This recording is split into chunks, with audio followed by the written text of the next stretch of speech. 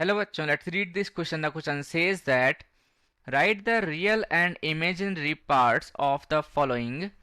Here is 3 iota.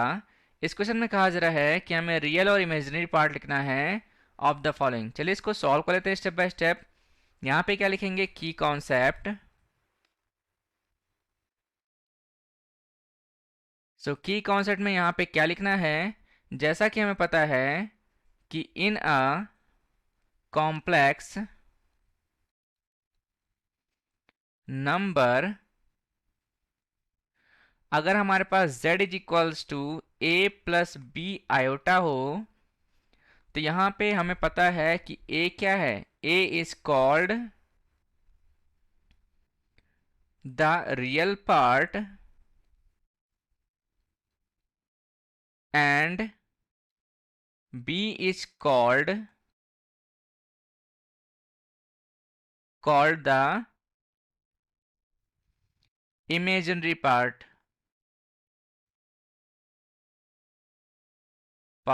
of z, right. So अब हम क्या करेंगे, इसको सॉल्व कर लेते हैं स्टेप बाय स्टेप।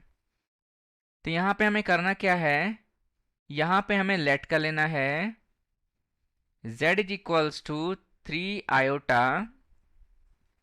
हम इसको कैसे लिख सकते हैं, इसको हम लिख सकते हैं z is equals to 0 plus 3 iota लिख सकते हैं। हम क्या करेंगे, कंपेयर करेंगे z is equals to a plus B iota से इसको। तो यहाँ पे हम लिखेंगे ऑन कंपेयरिंग यानी कि कंपेयर करने पर हमें यहाँ पे क्या मिल रहा है, a इज इक्वल्स टू 0 मिल रहा है and b is equals to 3 मिल रहा है। यानी कि हम कह सकते हैं कि जो रियल पार्ट ऑफ z है that is equals to 0 and जो इमेजिनरी पार्ट ऑफ z है that is equals to 3। So finally यहाँ पे हम क्या लिखेंगे, hence the final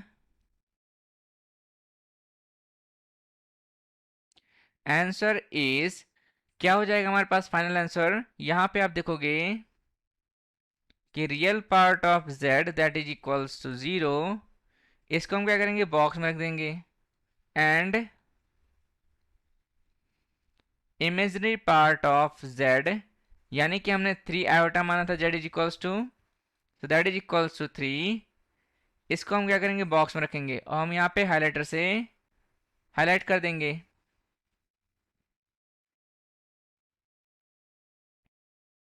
So I hope you understood well. Best of luck. Thank you.